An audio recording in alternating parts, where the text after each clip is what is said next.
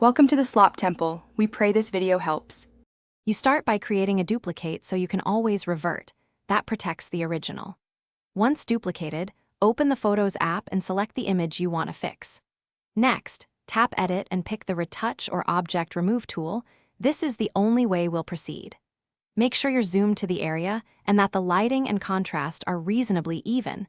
Those conditions make automatic removal much cleaner, so set up your view before you make any strokes.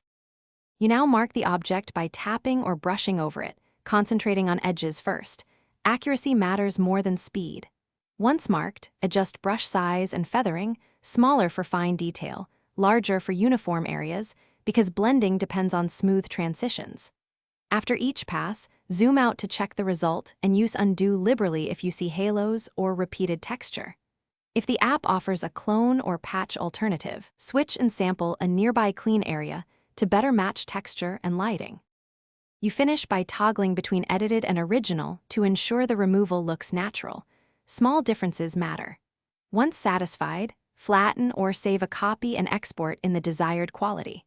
If you see seams or repeating patterns, make several tiny local healing passes rather than one large selection, or use clone sampling from multiple nearby points to avoid texture repetition. If it still fails, revert to the duplicate and try.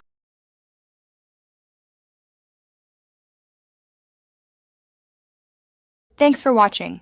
Consider subscribing if we helped you.